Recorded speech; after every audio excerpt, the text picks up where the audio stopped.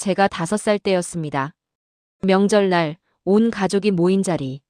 할머니가 상을 차리던 어머니를 보며 말씀하셨습니다. 아들 하나 못 낳은 것도 서러운데 밥상은 또 왜 이 모양이냐? 어머니는 아무 말도 하지 않으셨습니다. 그저 고개를 더 숙이고 부엌으로 들어가셨죠. 큰아버지는 아들이 둘이었습니다. 작은아버지는 아들이 하나 있었습니다. 우리 집만 딸이 셋이었죠. 명절 때마다 사촌 오빠들은 세배를 받으며 장남이니까 이 집 다 물려받는다는 말을 들었습니다.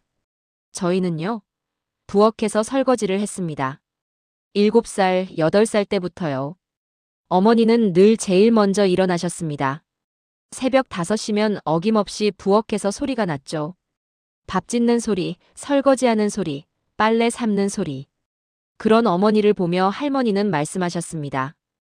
아들도 못 낳았으면 그만큼은 해야지. 저는 어릴 때 이해하지 못했습니다. 왜 어머니만 이렇게 일해야 하는지. 왜 우리는 손님처럼 대접받지 못하는지. 어머니는 외출을 거의 하지 않으셨습니다. 친구를 만나거나 영화를 보거나 쇼핑을 가는 일이 없었죠. 한 번은 제가 여쭤본 적이 있습니다. 엄마, 친구 없어요?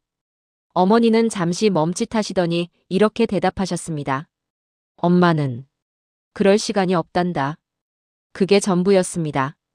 아버지는 착한 분이셨습니다. 어머니를 때리거나 욕하지 않으셨죠. 하지만 지켜주지도 않으셨습니다.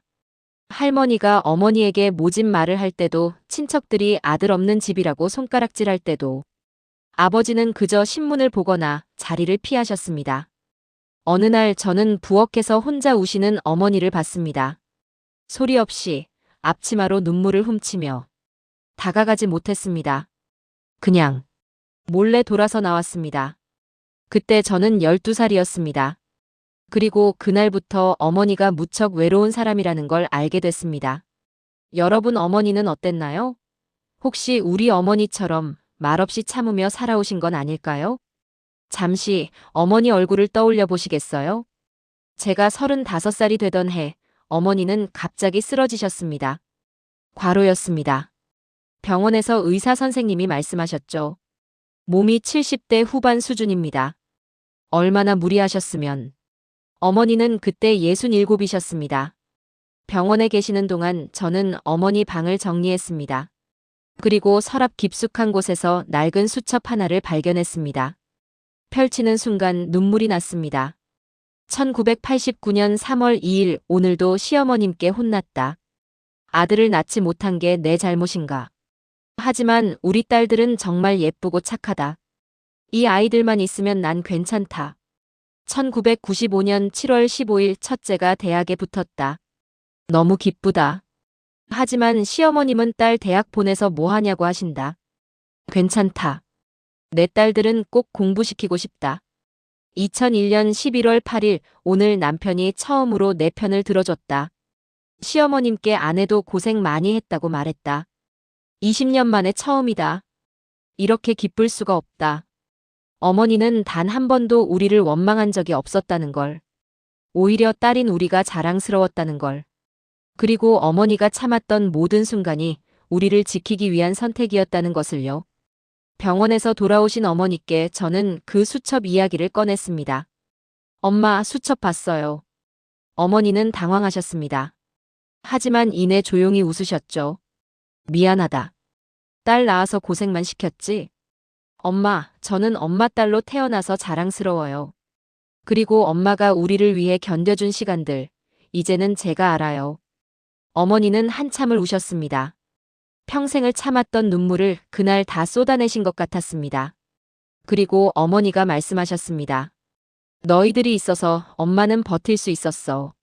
너희가 아들이 아니어서 미안한 게 아니라 엄마가 더 잘해주지 못해서 미안했단다.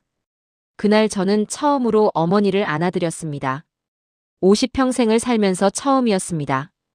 어머니의 어깨는 생각보다 작고 가벼웠습니다. 이렇게 작은 어깨로 얼마나 무거운 짐을 짊어지셨을까. 지금 어머니는 80입니다. 더 이상 새벽 5시에 일어나지 않으십니다. 저희 딸들이 교대로 어머니 댁에 가서 청소도 하고 밥도 해드립니다. 어머니는 요즘 가끔 친구분들과 등산도 가시고 문화센터에서 노래교실도 다니십니다. 늦었지만 처음으로 어머니 자신을 위해 사는 시간입니다. 아들을 못 낳았다는 이유로 평생 죄인처럼 사신 분들. 그분들은 죄가 없습니다. 죄가 있다면 그런 시대였다는 것. 여성에게 너무나 가혹했던 그 시간들입니다. 하지만 우리는 이제 압니다.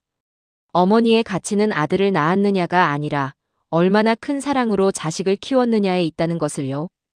혹시 여러분도 어머니께 하지 못한 말이 있으신가요? 오늘 전화 한 통 해보시는 건 어떨까요? 엄마 사랑해요. 그리고 고마워요. 그 말 한마디면 충분합니다. 오늘의 이야기는 어떠셨나요? 여러분의 좋아요와 구독은 저에게 큰 힘이 됩니다.